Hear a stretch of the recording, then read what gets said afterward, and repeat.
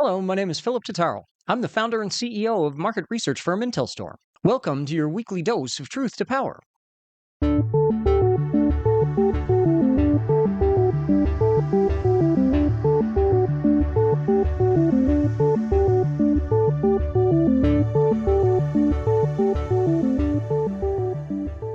Truth to Power examines data driven insights for the energy sector with a focus on renewables. On this week's episode, we're continuing our analysis from the IntelStor Future of Renewables report to look at generation and efficiency and capacity factor data. The world has generated a collective 10.795 petawatt hours of renewable energy as of the end of 2025, with 52.24% of global generation coming from the Asia Pacific region. 26% came from the Americas, 18.97% came from Europe, and just 2.8% came from Africa and the Middle Eastern region. By 2030, we expect to see a total generation of close to 13 petawatt hours, with the distribution largely the same globally. For each power plant, regardless of the technology that they utilize, there's a theoretical maximum of 8,760 hours per year that it could operate if it were at 100% capacity for the full year. Actual full load hours will typically be much less than that maximum, and we've measured the combined total produced for all renewable energy technologies in each global region. This is a precursor to calculating the net capacity factor for each technology and each region, as shown in the subsequent analysis. Despite leading the world in installed capacity and even generation from renewable energy sources, the Asia Pacific region shows a combined full load hours across all technologies as the second lowest of all the global regions. Europe actually leads the world, with the Americas second and Africa and the Middle East rounding out the global regions in last place.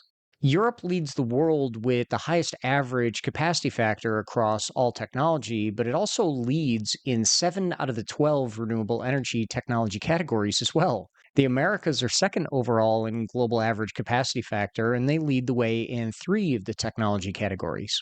While Africa and Middle Eastern countries have the lowest overall average capacity factor globally, they actually lead the world in 2 technology categories: concentrated solar power and hydropower.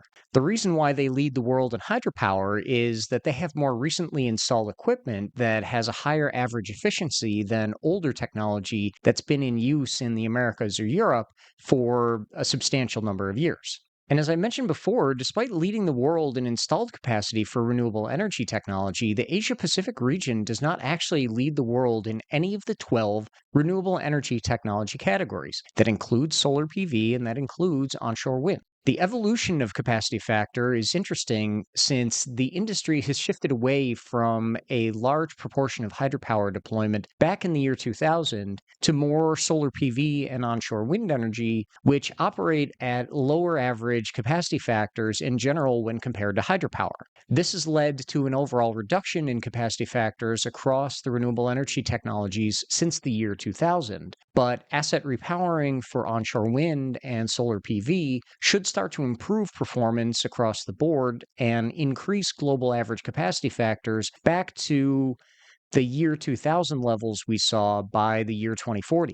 Europe has seen the least amount of drop off in performance, while Africa and the Middle East has seen average capacity factors reduced by about 6% in the past 25 years. This is mainly due to the adoption of solar PV throughout Africa. Feed-in tariffs have helped the world to see rapid growth of renewable energy in the past 25 years.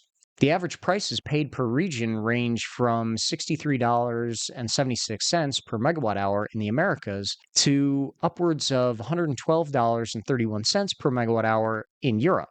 With the exception of solid biofuels, the feed-in tariffs in Europe across all other renewable energy technologies have consistently averaged above $100 a megawatt hour.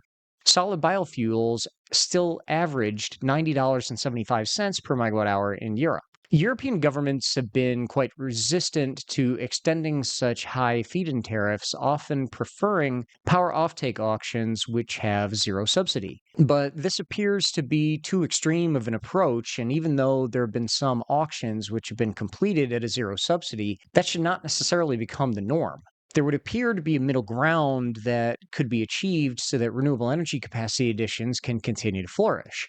China has also contributed heavily to their domestic growth by fostering the exorbitant use of feed-in tariffs as well. So much so that they were forced to discontinue their federal feed-in tariff regime for solar PV in 2019 and onshore wind in 2020. Their shift to guarantee a price floor comparable to coal prices in their merchant markets for those technologies has still nevertheless provided the renewable energy sector with a substantial incentive to deploy renewable energy capacity. That's because for a lot of the solar PV companies, the new price floor was actually higher than the subsidized price that they were getting with the feed-in tariffs before. In recent years, annual public finance has been somewhat evenly distributed throughout the world, but the USA has actually leveraged the least amount of public finance to help facilitate renewable energy capacity additions.